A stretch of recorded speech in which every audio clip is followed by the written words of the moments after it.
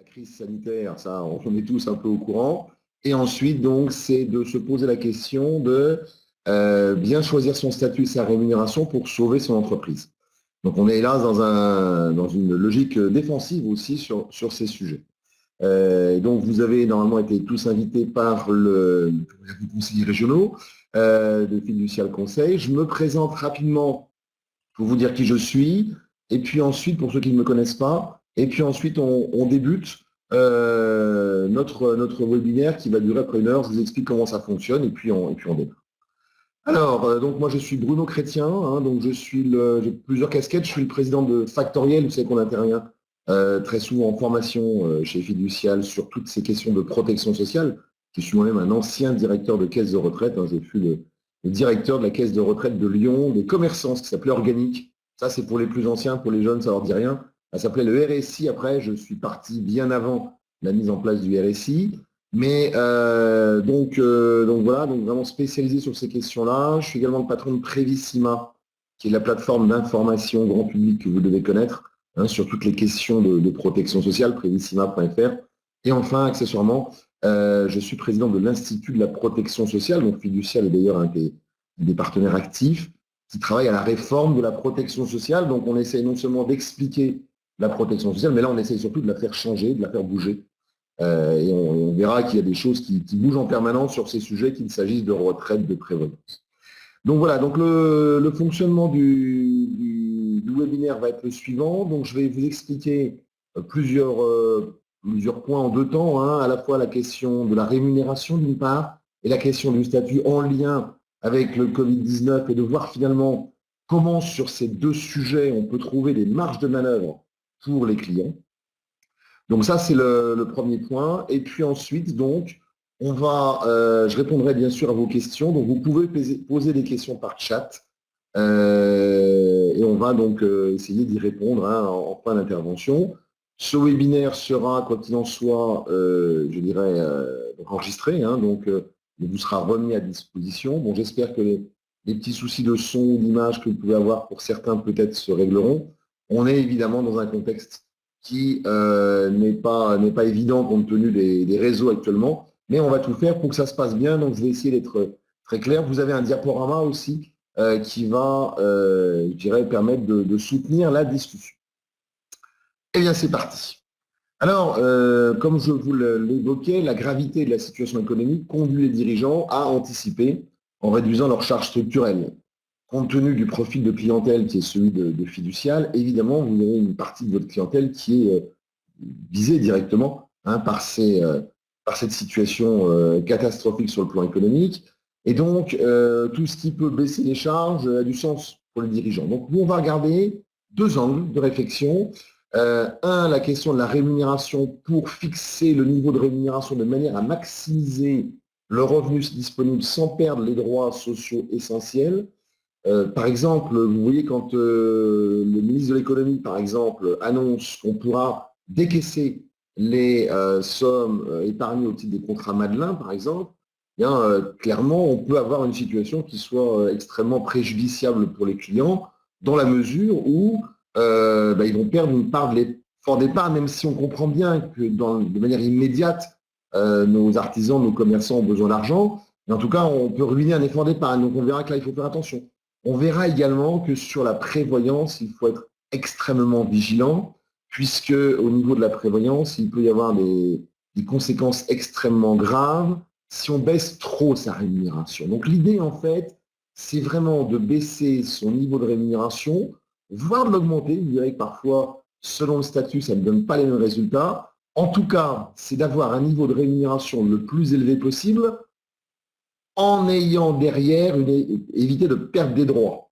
Donc c'est cet arbitrage qui va effectivement être important. Et puis on se posera, donc ce sera un des points forts de l'intervention. Deuxième point, on sera sur le statut social du dirigeant. Il faut se reposer la question, clairement, du retour pour certains au statut TNS, là où ils avaient opté pour le statut de la SAS, à une époque où effectivement, quand on a vu la grande crise du RSI, j'y reviendrai 2 minutes, finalement, la meilleure solution pour bon nombre d'entrepreneurs était de se dire je vais passer en statut de de SAS parce que c'est plus simple à gérer et vous avez vous-même subi les vicissitudes du RSI et trop pour les plus anciens, à savoir que c'était vraiment extrêmement pénalisant pour les clients comme pour vous-même d'ailleurs, sauf que la solution est aujourd'hui plus coûteuse d'être en SAS que d'être en SARL et donc on verra qu'il y a des optimisations à avoir. Donc voilà, je vais essayer d'être concret tout en expliquant les logiques des choses de manière la plus précise qui soit. Alors, donc on va procéder de la manière suivante. Quelle stratégie de rémunération pour payer moins cher? Donc, comment obtenir un revenu net en déboursant moins? Je dis toujours, ne pas jeter le bébé avec l'eau du bain, puis on l'illustrera par des cas pratiques. Je vous ai prévu un certain nombre de cas, je vais vous illustrer. Vous aurez le diaporama, vous pouvez le regarder tranquillement. C'est un format court, 1 heure, donc je vais essayer d'être sur les points forts. Et puis, on sera également, pour finir, sur le fait de revenir à la gérance majoritaire.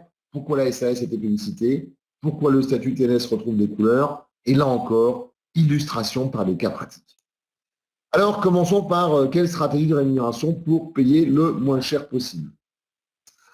Ça paraît des sujets qui sont souvent réservés aux gens les plus aisés, ce qui n'est pas, vrai, quel que soit le niveau de rémunération qu'on peut avoir. La question de comment j'élabore mon revenu disponible le meilleur a du sens. Donc, cela veut dire qu'il faut se poser la question avec 3 niveaux de rémunération. Vous avez d'abord le revenu disponible, c'est-à-dire l'arbitrage entre rémunération ou dividende. C'est-à-dire, quelle est la solution qui, en termes de revenus disponibles, ce que j'ai in the pocket, en quelque sorte, dans la poche tout de suite, va me donner le montant le plus élevé. Donc, on va être un arbitrage entre un prélèvement social et un prélèvement fiscal. Prélèvement fiscal, vous connaissez ça extrêmement bien. Prélèvement social, on verra qu'il y a 2-3 choses à avoir, vous n'avez peut-être pas identifié nécessairement. J'essaierai là encore de vous donner des points qui sont importants. Et puis, on aura à côté la notion de rémunération. Alors, c'est à la fin, tout de suite, rémunération différée, la retraite. Très souvent, on raisonne en se disant, d'un côté, j'ai de la rémunération immédiate, donc plus de cash, et puis j'arbitre en prélevant moins et en ayant ainsi de la rémunération différée pour ma retraite. Ce qu'on oublie souvent, c'est un bon choix, ça peut être un vrai bon choix. En revanche, ce qu'on oublie souvent, c'est la rémunération immédiate potentielle, la prévoyance, qui est en quelque sorte le grand oublié. C'est-à-dire qu'on a tendance, les clients ont tendance à oublier cette couverture prévoyance. Vous l'avez d'ailleurs certainement vu, vous l'avez certainement vu en la matière, c'est qu'on a une situation dans laquelle, en termes de prévoyance, justement, on a vu les entrepreneurs frappés de plein fouet par la crise du Covid-19, eh bien, en quelque sorte, se trouver dans une situation où ils sont retournés vers leur contrat de prévoyance. Et pour bon nombre, se sont rendus compte qu'ils n'avaient pas parfois de contrat de prévoyance, ou qu'ils n'étaient pas suffisamment garantis en la matière.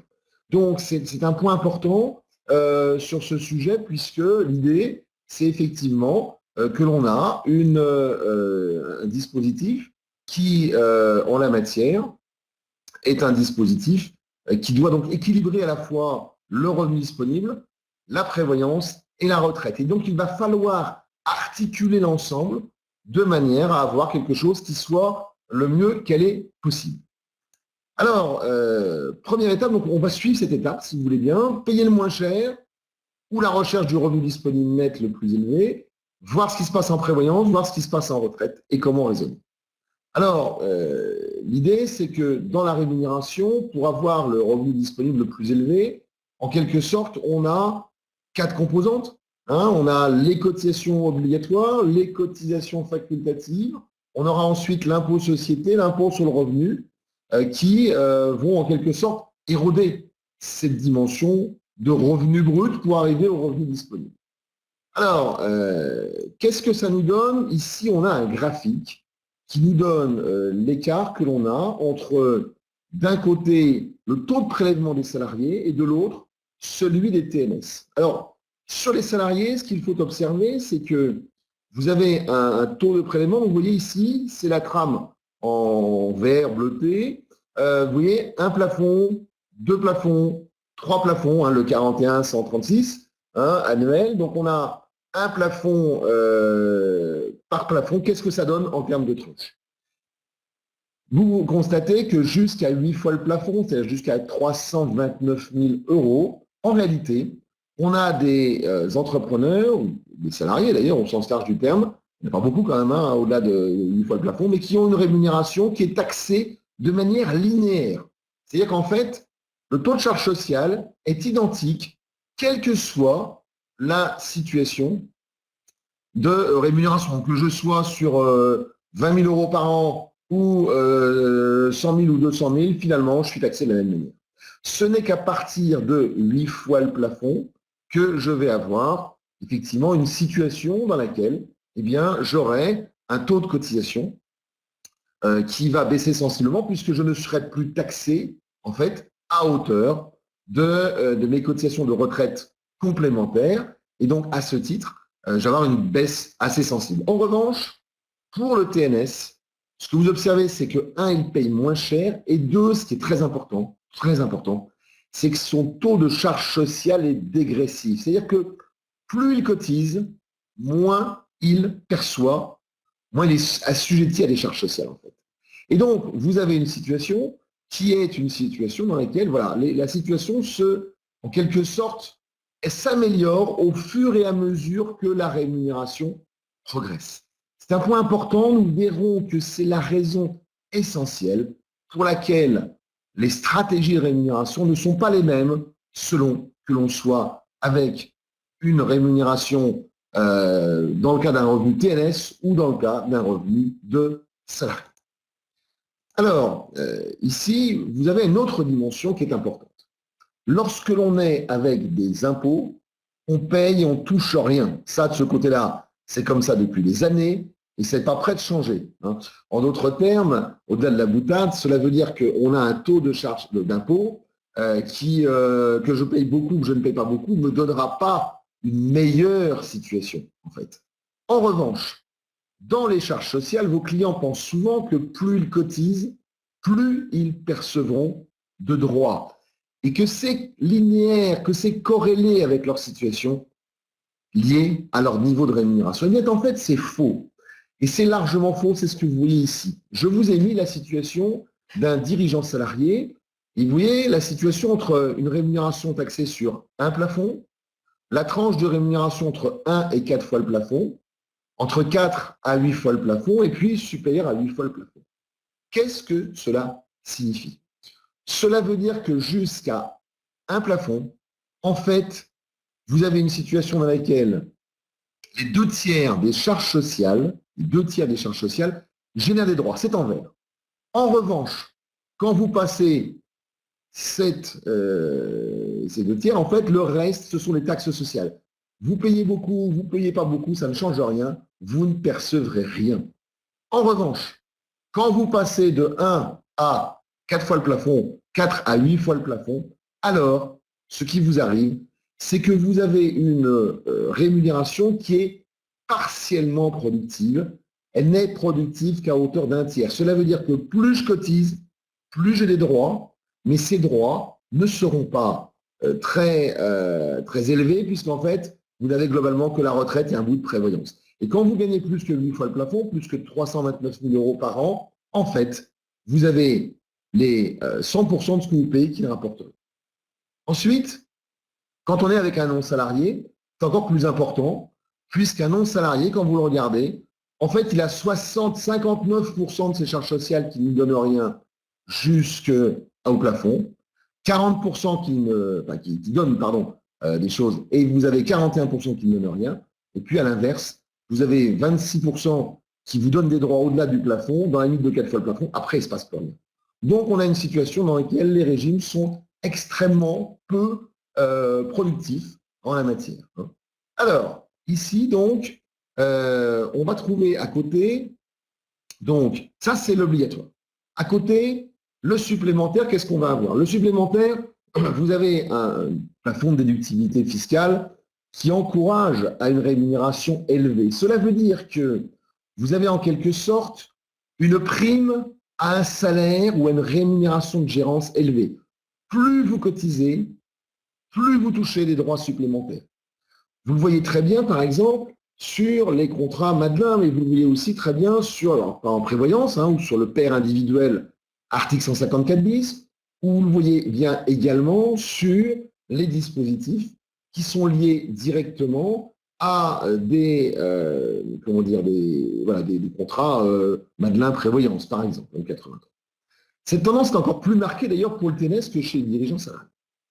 On le voit par exemple ici avec la retraite supplémentaire, puisque tout s'enchasse en quelque sorte. J'ai un premier niveau avec l'épargne salariale, ce qu'on appelle le fameux PERECO.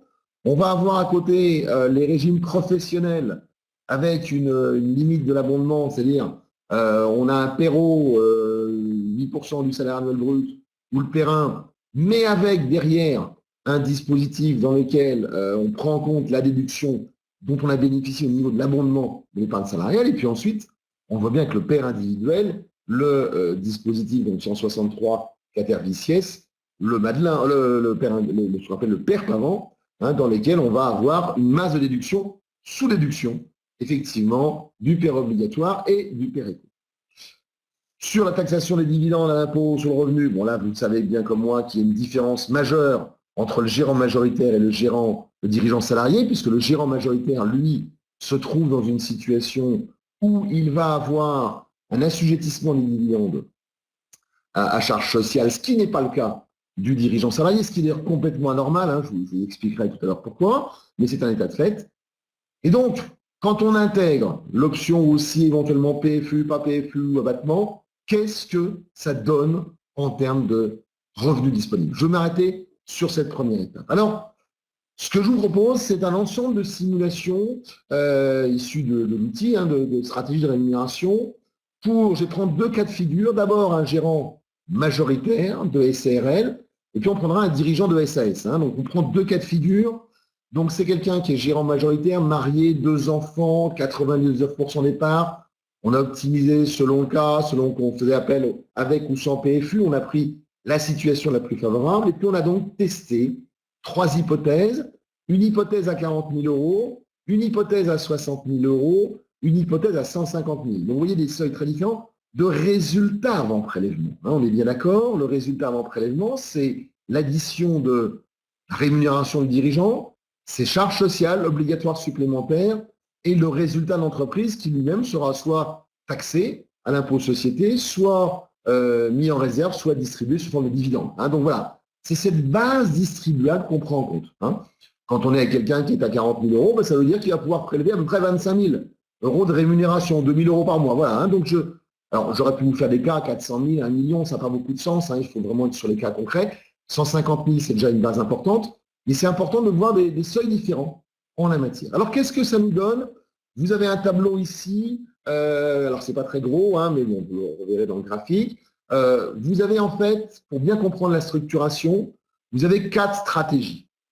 La rémunération actuelle d'une part. Vous avez ensuite la rémunération minimum, la rémunération maximum et la rémunération optimum. Alors, je vous explique. On a une enveloppe, 40 000 euros dans mon exemple. Ensuite, on a la situation actuelle. Donc, ça veut dire qu'on a considéré que la rémunération nette prélevée, comme levé de gérance, 20 000 euros. C'est une donnée. Ensuite, on voit qu'ici, on a la rémunération minimum. Ça veut dire que vous n'avez que des dividendes puisqu'on ne prélèvera aucune rémunération article 62. En rémunération maximum, on est à 27 363. C'est-à-dire qu'on sort tout sous forme de rémunération. Il n'y a aucun dividende de versé. Et l'optimum est la solution trouvée par l'outil pour avoir le revenu disponible le plus élevé. Vous le voyez bien ici. Vous voyez derrière, vous avez donc l'enveloppe, la rémunération, les charges obligatoires facultatives ISIR, le revenu disponible, et puis ensuite, vous avez donc les principales prestations obligatoires. Alors, c'est vraiment un tableau de synthèse. Donc, vous avez ici les IJ, l'invalidité totale, le capital d'essai, la retraite de base et le total des rentes annuelles acquises. On va d'abord s'intéresser aux revenus disponibles, si vous voulez bien. Qu'est-ce qu'on observe? Je vais arriver tout de suite sur la conclusion. Qu'est-ce qu'on observe? On observe que ici, la rémunération minimale vous donne 21 818 euros. Maximum 27 330. Et entre les deux, si vous faites un petit bout de dividende, c'est normal, on a un résultat taxé à 15%. Hein, vous savez comme moi, ces niveaux. On a 27 425 € de revenus nets dans la poche. Cela veut donc dire que notre dirigeant, parce qu'il est non salarié, il a intérêt à sortir son résultat en quelque sorte sous forme de rémunération. Et c'est une situation qu'on va voir dans tous les cas de figure. J'y reviens.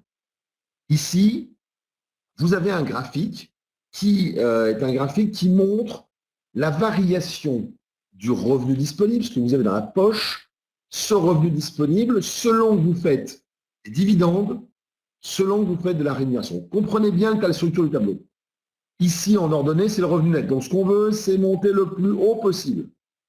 Quand vous êtes en rémunération, je vais faire dans le sens inverse, là, on est à 0. Ça veut dire que je suis gérant non rémunéré. En F6, j'en fais d'un double axe. Rémunération, ici, à 0. Plus j'avance, plus ma rémunération augmente. Mais dans le même temps, je suis parti du principe qu'il distribuait 100% de sa rémunération. Et donc, cela veut dire qu'il a des dividendes qui sont versés intégralement. Le résultat est versé à 100%.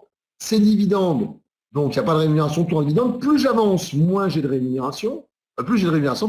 Moins j'ai de dividendes. C'est un jeu à somme nulle. Hein.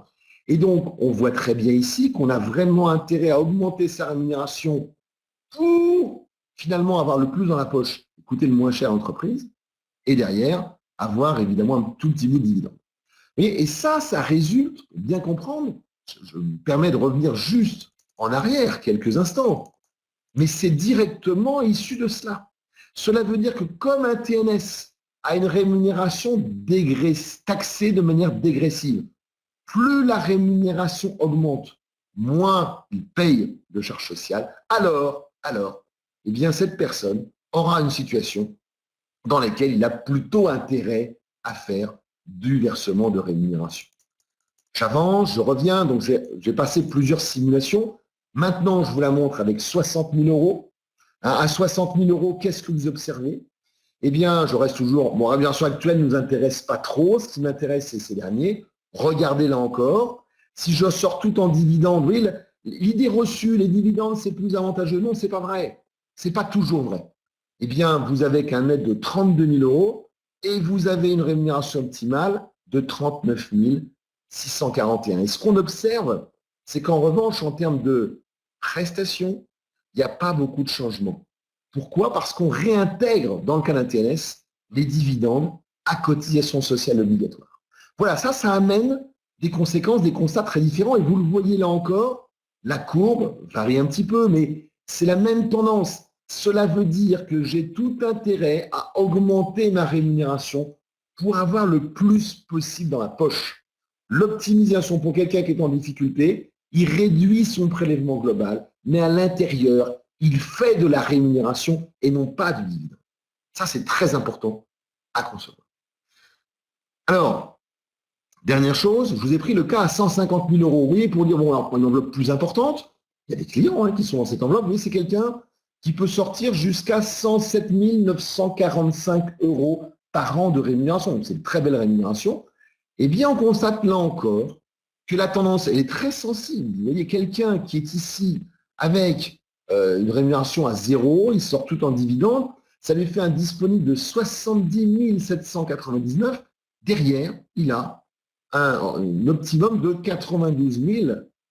En net, il a 22 000 € de plus. Et il a pourtant des prestations qui sont les mêmes. Donc ça, c'est vraiment lié à la nature des régimes. Je le reprécise, j'ai affaire à un artisan commerçant. J'ai pris quelqu'un qui relevait de la SSI, l'ancien régime. Donc voilà. Donc vous voyez, c'est extrêmement intéressant. On observe que la courbe, si vous le voyez bien, c'est ce que je mets ici, en tendance lourde, les TNS ont plutôt intérêt à privilégier de la rémunération. On le voit très clairement ici, ça vient pallier. Je ne vous ai pas fait le cas, mais si on était par exemple à 400 000 € d'enveloppe, eh bien sur une enveloppe à 400 000, on verrait qu'au bout d'un moment, à partir de 230 240 000 €, le revenu disponible baisse, on a intérêt à faire des dividendes. Mais vous voyez, dans le cas de la plupart des clients, notamment tous ces clients qui sont en difficulté, eh bien, il va y avoir tout intérêt à privilégier de la rémunération plutôt que des dividendes. Alors, si on prend, me direz-vous, un dirigeant salarié. Donc, le dirigeant salarié, qu'est-ce que je vais avoir? Effectivement, ici, une situation dans laquelle on va avoir président de SAS, marié, 2 enfants, 99% des parts, avec ou sans PFU, on testera 40, 60 000, 150 000. Ici, donc, j'ai repris les mêmes enveloppes, 40, 60 000, 150 000. J'ai pris un cas classique. Je répondrai à Guillaume qui fait une remarque très pertinente. Je réponds tout de suite d'ailleurs. Guillaume, vous faites valoir que, attention, beaucoup de sociétés sont en ZRR ou en ZFU dont les dividendes sont bien plus intéressants. Bien sûr, tout est un cas d'espèce.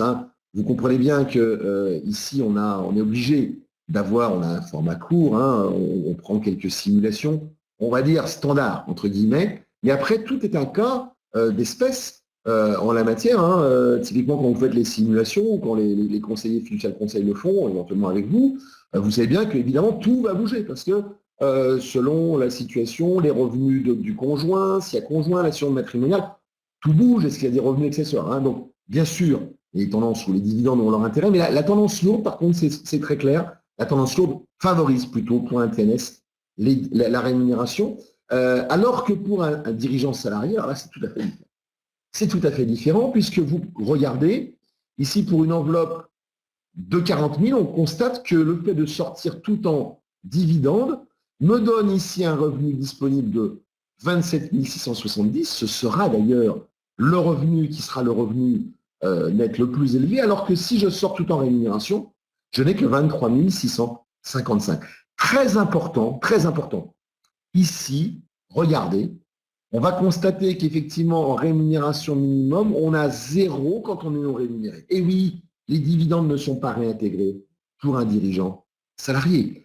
Et n'étant pas réintégrés, évidemment, la conséquence, c'est qu'on va avoir une situation dans laquelle, pour notre dirigeant, en l'occurrence, on va avoir une perte de prestation qui est considérable. On verra que ce n'est pas la bonne solution en réalité. Mais en termes de revenus disponibles, si je ne raisonne qu'en termes de revenus disponibles, je vais avoir effectivement cette situation. Alors que le fait de sortir beaucoup de rémunération me donne plus de prestations. Et on verra que l'effet pervers, c'est qu'en plus, pour un dirigeant salarié, on ne peut pas compenser par des contrats facultatifs, car ceux-ci ne seront pas déductibles. Notamment, je pense à la prévoyance, qui est un sujet, comme vous le savez, tout à fait essentiel. Et on voit bien la courbe, vous voyez, elle est dans une tendance tout à fait différente, puisque cette courbe, elle donne une situation dans laquelle on a tout intérêt à faire en réalité plutôt du dividende que de la rémunération en termes de revenus disponibles. Alors, qu'est-ce qu'on va observer? Sinon, je déroule de la même manière et je prends effectivement un cas à 60 000 euros. On se rend compte que c'est le même constat. Le même constat, la rémunération coûte cher. Par contre, à la norme différente du dirigeant TNS, on va avoir ici une situation où on aura des prestations. Vous voyez, si je sors tout en rémunération, par contre, je perds près de 8 000 euros de revenus disponibles.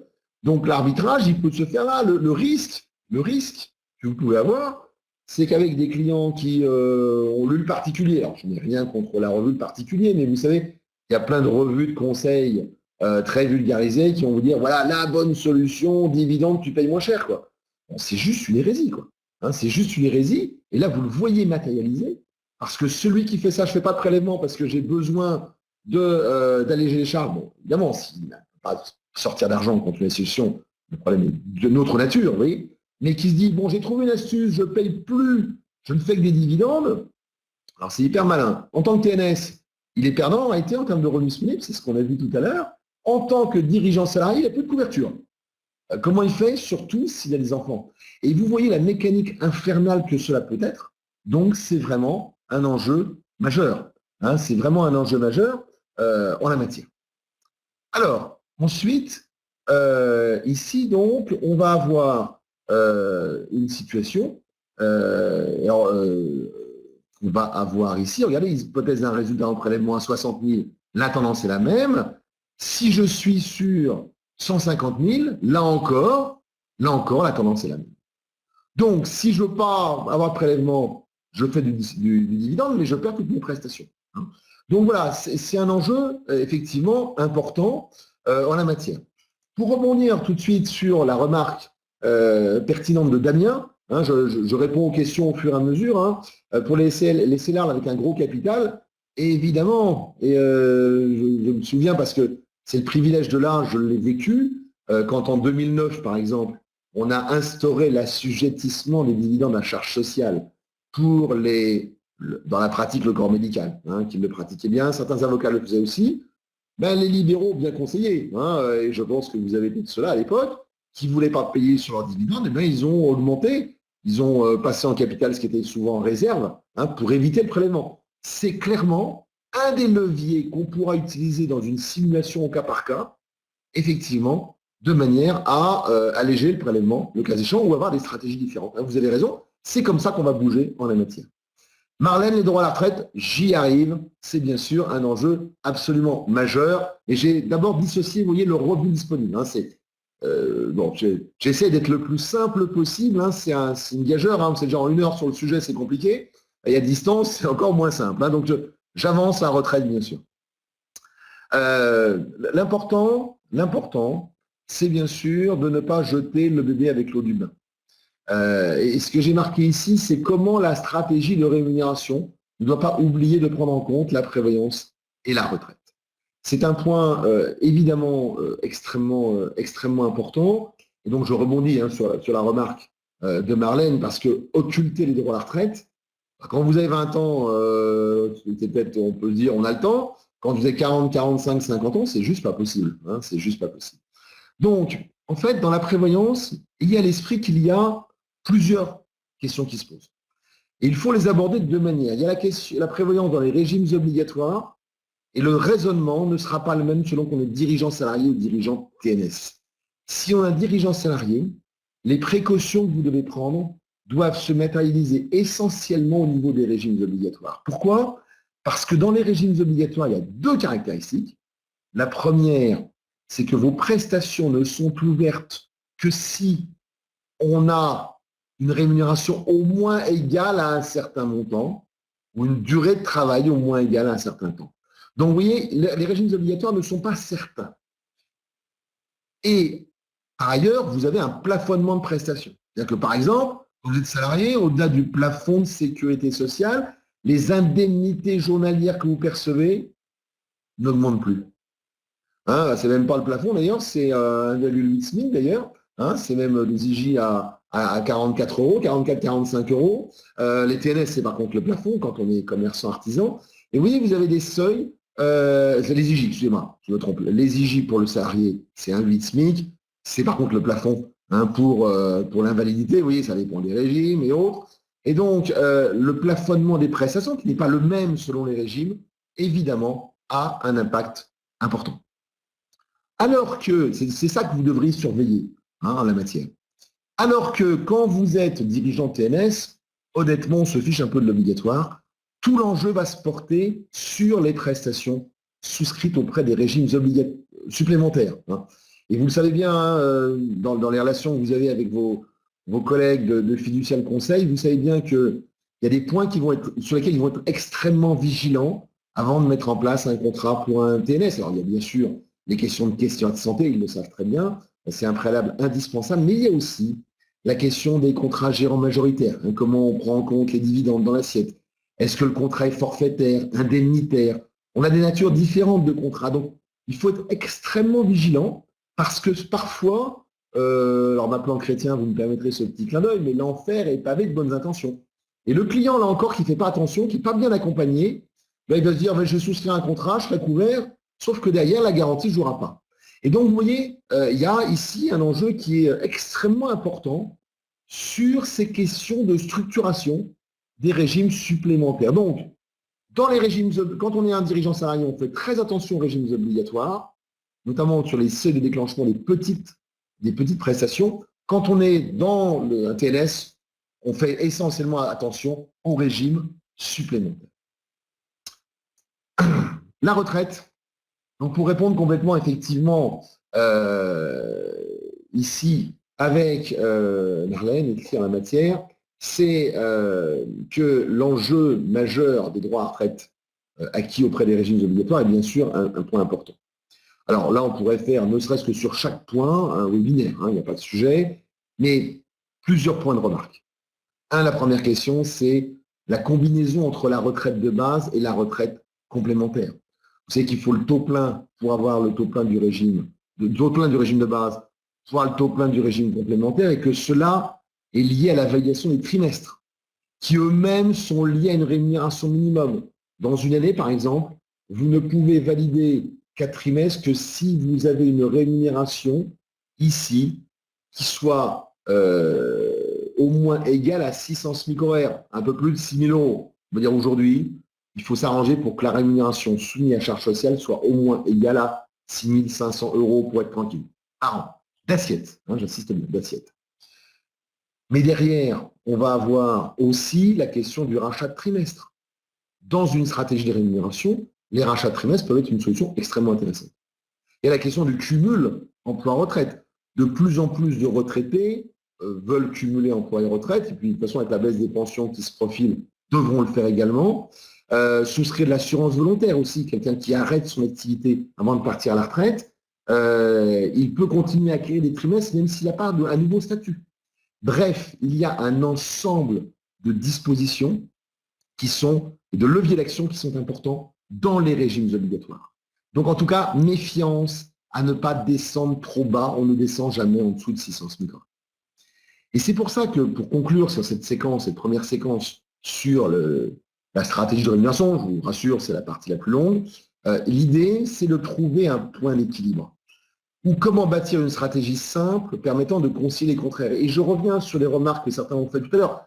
Bien sûr, après, c'est une question d'optimisation, il y a des outils pour le faire, bien sûr. Mais je veux dire, là, après, on affine. Mais la trame d'ensemble, elle se situe vraiment là. Et je pense que vous, experts comptables ou comptables, dans vos dossiers, il faut être très vigilant pour alerter les clients. Après, il y a une étude particulière que vous faites, bien sûr, le cas échéant.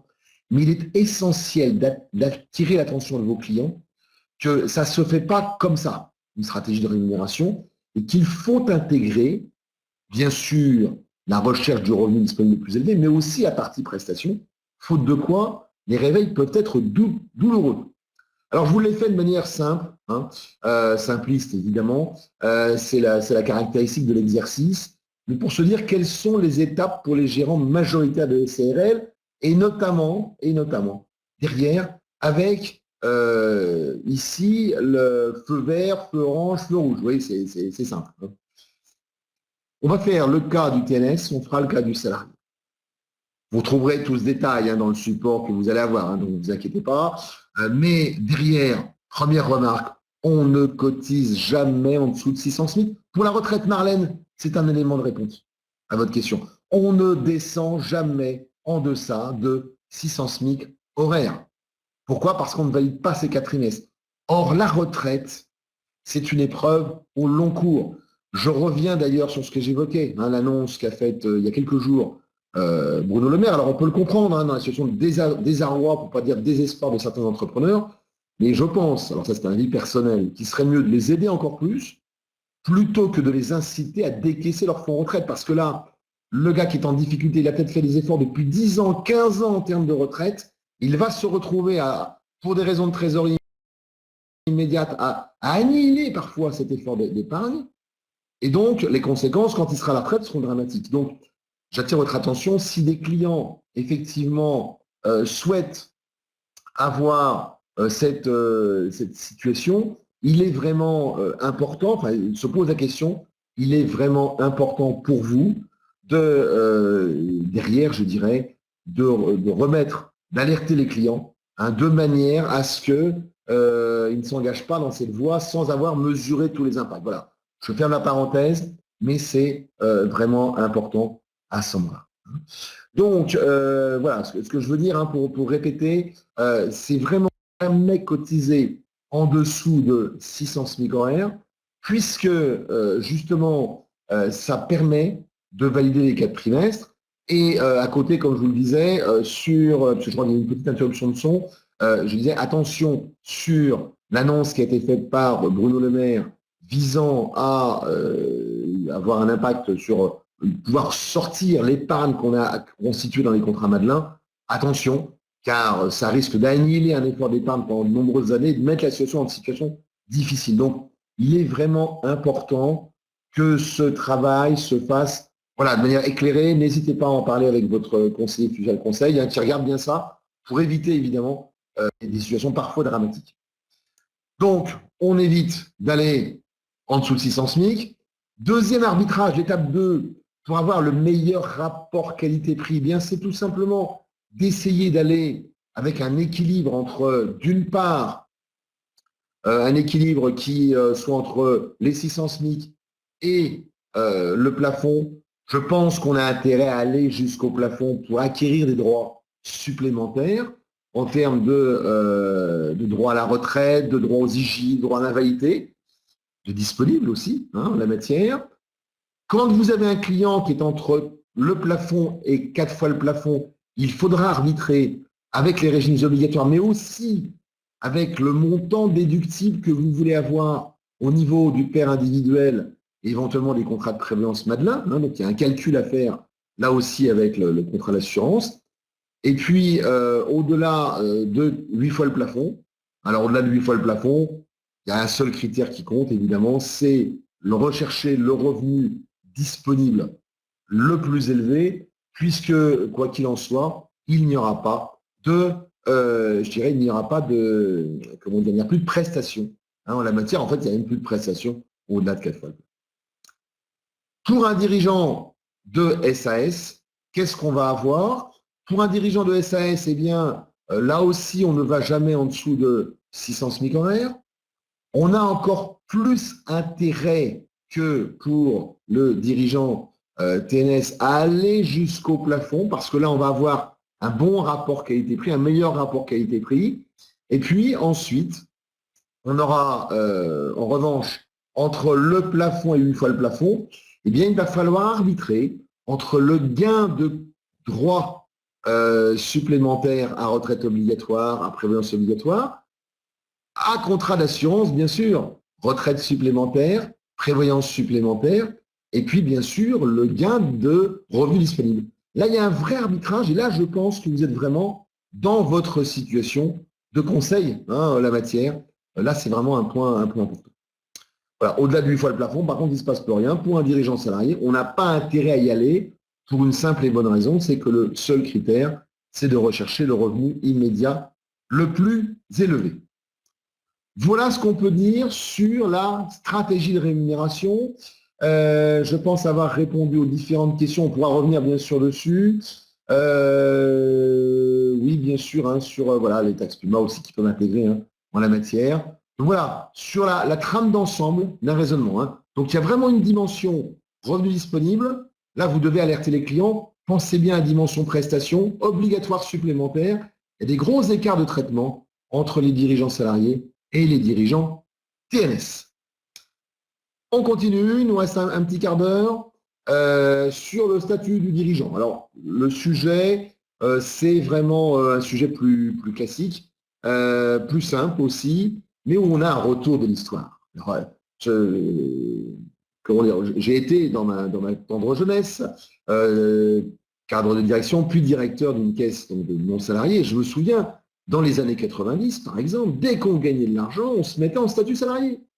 Les plus anciens ont 58, 59 ans, ils s'en souviennent à l'époque, tout le monde était en statut salarié dès qu'il gagnait de l'argent.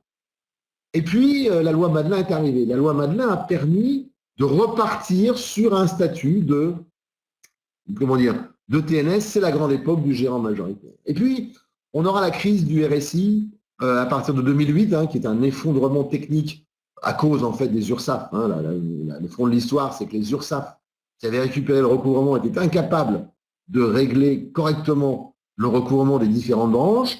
Le RSI en a payé la note, ça c'est un autre sujet.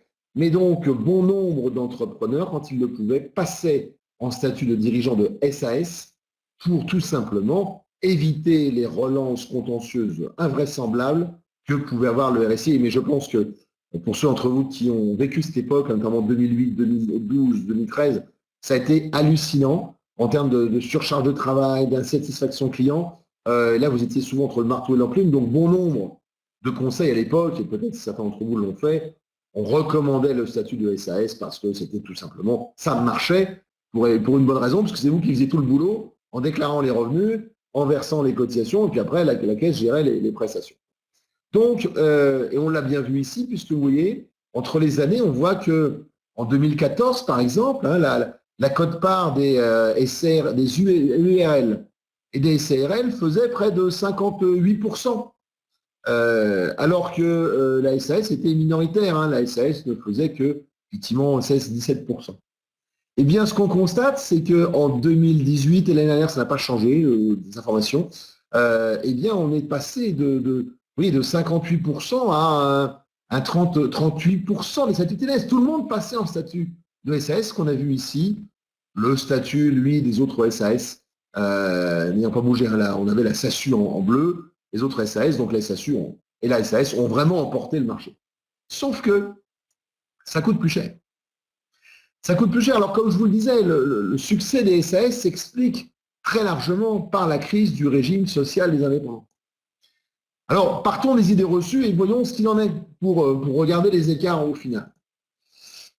Qu'est-ce qu'on pense en comparaison, hormis les problèmes de gestion, mais qui n'existent plus aujourd'hui? Et qui n'existaient plus d'ailleurs bien avant la suppression du RSI, mais ça, c'est une autre histoire. 1. Le coût des charges sociales est plus élevé. 2. Les soins sont moins bien remboursés. J'insiste bien, hein, ce sont les idées reçues des clients, c'est pas ce que vous pensez. Hein. Mais bon, gros nombre de clients, quand vous les recevez, c'est les indépendants, mon père était commerçant, il a une retraite de misère, de toute façon c'est un régime de nul, enfin oui, tout ce que vous entendez au quotidien. Les prestations en espèces sont de faible niveau, c'est-à-dire que l'arrêt de travail, j'ai pas le droit d'être malade, quand je suis invalide, je touche pas grand-chose, le décès, j'en parle même pas. Et puis la retraite est insuffisante. J'ai quelque chose en termes de retraite qui est pitoyable, déplorable. C'est souvent comme ça que c'est vécu. Est-ce vrai ou non? Toujours dans cette logique de comparaison du statut. Alors comment raisonner pour réduire les coûts en optant pour le statut TNS? Il faut raisonner simplement et avec efficacité. Ce n'est pas la peine de se prendre la tête. Le régime TNS, c'est un régime qui s'inscrit dans une logique libérale. Cela veut dire qu'on a affaire à un régime dans lequel l'idée c'est tu cotises le moins possible, on laisse plus de marge de manœuvre pour les régimes supplémentaires. Alors que le régime salarié, c'est un régime beaucoup plus redistributif dans sa logique. Hein. Et donc ici, dans le régime salarié, l'idée c'est tu payes beaucoup, tu as beaucoup, tu n'es pas nécessairement bien pris en charge, c'est un autre sujet, mais effectivement, on a ici un régime qui est dans une logique beaucoup plus redistributive. Alors, dans le fait d'écarter le régime TNS, s'il reprend un risque, comme il est moins bien couvert, si la situation est plus difficile sur le plan de la santé, vous ne faites pas adhérer vos clients à un statut TNS. En d'autres termes, les problèmes de santé qui font que vous aurez des refus de couverture, vous le voyez bien, hein, quand par exemple vous prescrivez un dossier à votre partenaire fiduciaire conseil, ce qui va se passer, c'est que si la situation de santé n'est pas bonne, eh bien, il y aura un blocage au niveau du caissier de santé parce que derrière, eh bien, on aura la compagnie qui dira non, je ne vous prends pas ou je ne vous prends pas pour ça. Hein. Donc, problème de santé grave, on le laisse au statut salarié. Deuxièmement, il y a des risques professionnels non garantis, très importants pour certaines professions, notamment pour certaines professions artisanales. Hein. Donc, on peut avoir des sujets en la matière, je pense notamment aux professions exposées, tout ce qui est bâtiment, par exemple. Non, ce n'est pas que exclusion minorant les garanties. On a aussi, en la matière, des situations qui font que on peut avoir des exclusions parfois très larges, hein, et souvent plus larges dans les contrats TNS que dans les contrats salariés. Donc, il faut impérativement qu'il y ait un examen précis de ces conditions, hein, à la matière. Il y a des contrats qui sont référencés, puis il y a des contrats qui ne sont pas référencés, ce n'est pas sans raison non plus. Et puis, dernière chose, tarif en progression avec l'âge, vous avez un centre de compagnie d'assurance qui prévoit une augmentation du tarif selon soit l'âge d'adhésion, soit l'âge atteint, c'est variable. Donc, voilà, un régime TNS, pour être clair, c'est bien quand on est jeune, beau, riche, en bonne santé. quand on est pauvre, vieux, laid et malade, vaut mieux être salarié. Vous voyez, c'est l'expression vaut ce qu'elle vaut. Hein, alors, ça ne marche pas tout le temps. Hein. Moi, à titre personnel, dans ma holding, je suis non salarié, donc et pourtant, je n'ai jamais été beau et je n'ai pas. Et voilà, et jeune, certainement pas, et riche, bien modestement. Donc oui, le principe, c'est que voilà, il y a plein de contre-exemples, bien sûr, c'est pas le sujet. Mais attention, c'est quand même un vrai critère. Un critère de santé, c'est un critère majeur. Et c'est pour ça, je vous dis, avant de faire un changement de statut, au préalable, on fait l'étude prévoyance et retraite. Impératif. Sinon, on prend des risques, quoi. Alors, ensuite, on va avoir la comparaison des charges fiscales et sociales en la matière, qui a pour objectif de mettre en évidence le coût de chaque forme juridique, c'est des choses que vous faites bien sûr au quotidien, définir le niveau de rémunération et intégrer l'incidence financière des garanties complémentaires, évidemment. Et pour finir, je vous le montre dans deux enveloppes. Hein, en la matière, je vous ai fait le cas d'un gérant majoritaire et puis d'un dirigeant, d'un gérant égalitaire ou un PDG de SA, toujours avec une enveloppe de 60 000. Hein. On a changé un peu les paramètres, c'est pas grave. Mais c'est pour vous montrer qu'ici, là je suis en comparaison de statut, eh bien on voit que le statut TNS pour la même enveloppe, eh bien on a un revenu disponible qui est à 39 821. J'ai, pour la SAS, hein, on va prendre le cas le plus classique, le plus facile à comparer, eh bien j'ai 36 539. Donc j'ai quand même 4 300 euros de plus par an au profit du statut TNS. Et quand on regarde les prestations des régimes obligatoires, on constate que ici, vous voyez, les IJ, par exemple, sont plus élevés que le salarié. 51 euros, 46 euros. Le plafonnement est plus bas. Je vais avoir de l'invalidité qui est assez proche, on va dire, du capital d'essai qui est de façon très insuffisante dans tous les cas de figure, et puis les droits à la retraite, vous voyez, qui ne sont pas foncièrement différents. La différence majeure, c'est que le statut TNS permettra de prélever moins, ainsi de mettre moins en danger son entreprise. Hein, c'est-à-dire que s'il raisonne à l'envers, comme on peut le faire, hein, je fais un calcul en dedans, eh bien voilà, je peux sortir ça, ça me coûtera moins cher en étant TNS que salarié. C'est ça le grand enjeu, en la matière. Et c'est là-dessus que le changement de statut, pour certains clients en difficulté en statut de SS, peut être une bouée de sauvetage, ou tout du moins un élément de la bouée de sauvetage pour maintenir leur activité. Vous voyez, donc c'est important de peut-être pour un certain nombre de clients de repasser le dossier à la paille de fer. Ici, si je suis sur une enveloppe, je reprends une enveloppe avec à 150 000 euros d'enveloppe, hein, donc un gérant majoritaire, j'ai pris à 82 000 et de rému, et pareil pour un salaire de salarié, donc à 82 000 hein, sur deux, donc on a un brut de 103 000, hein, bien sûr, il y a le calcul dedans. Eh bien, on va avoir ici une situation où vous avez un écart très sensible, puisque vous voyez que pour le majoritaire, on a ici donc 93 859 euros, alors que là, pour le ASA, le SAS, on a 79 000, on a 13 000 euros d'écart. C'est extrêmement important, et quand vous regardez la différence de prestations sur les droits acquis à retraite, eh bien, vous aurez à reconstituer. Là, le dirigeant TNS a 915 euros de son régime obligatoire par an. Donc, ça veut dire qu'un an de cotisation génère un an de rente, une rente annuelle, pardon, hein, en rente annuelle. Donc, ça veut dire que voilà, il percevra tous les ans 915 euros à ce titre-là. Et puis, ici, il a 40 ans, fois cette somme. On est à 1457, donc on est globalement à 500, on est à plus de 500 euros d'écart, il faudra les reconstituer dans un régime supplémentaire. Mais là aussi, ça me laisse plus de marge de manœuvre. On peut se dire, cette année, on va alléger pendant 2-3 ans pour la retraite, et on va récupérer après. Au contraire, on se dit, moi, je n'ai pas trop confiance dans les régimes obligatoires par rapport aux régimes supplémentaires. Et je voudrais attirer votre attention ici sur la réforme du régime universel de retraite. On aura peut-être l'occasion d'en reparler. Je pense que cette réforme ne se fera pas, du moins dans le format qui avait été voté à l'Assemblée nationale, compte tenu de l'explosion des dépenses sociales. Hein. Il faut savoir que cette année, l'équilibre de la sécurité sociale qui était prévu quasiment à zéro, hein, régimes obligatoires, on annonce déjà un déficit de l'année de 41 milliards. Je vous rappelle qu'en 2009, l'année la pire qu'on ait connue, on a été à plus de 25 milliards. C'était une somme énorme dans l'année de déficit. Là, on passe à 41, ça se trouve, on sera à 50-60. Donc autant vous dire que le dossier de la retraite va venir très brutalement.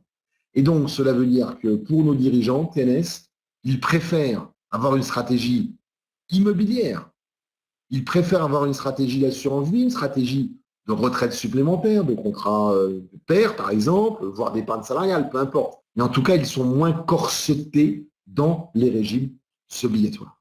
Vous voyez, donc sur cette question du changement de statut, ce sur quoi je veux attirer votre attention, c'est qu'il va être essentiel d'avoir cette approche en la matière. Cela veut dire donc que sur ce dispositif, il est vraiment important d'avoir, en synthèse sur cette question de la rémunération, eh bien, il va être décisif d'avoir, de bien prendre en compte le fait que sur le choix du statut, ça peut être une très bonne solution, techniquement parlant, pour alléger les charges sociales obligatoires, permettre à l'entreprise, en repassant au statut TNS, gérance majoritaire, d'avoir derrière des économies, quitte à avoir une stratégie beaucoup plus fine, beaucoup plus adaptée à la carte, élargissant le champ, qui effectivement sera un point important. Alors, on me signale, Virginie me signale qu'il y a eu une petite coupure au moment où je vous ai parlé de l'élément déficit. Je reviens dessus pour ceux qui ne l'auraient pas entendu. Ce sur quoi je veux attirer votre attention, c'est que tant nous allons avoir un retour extrêmement violent du sujet de la retraite.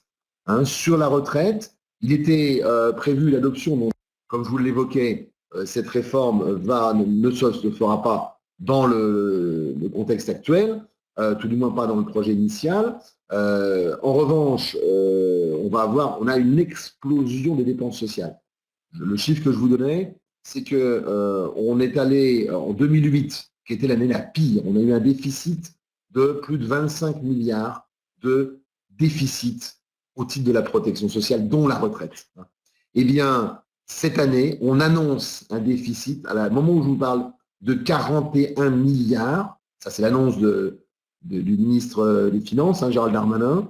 On aura très certainement un déficit de plutôt 50, voire 60 milliards. On ne sait pas du tout comment ça va fonctionner. Donc, le sujet de la retraite et le refus des indépendants de cotiser dans un régime obligatoire, plutôt pour eux, avoir un régime supplémentaire, va revenir en force, bien évidemment.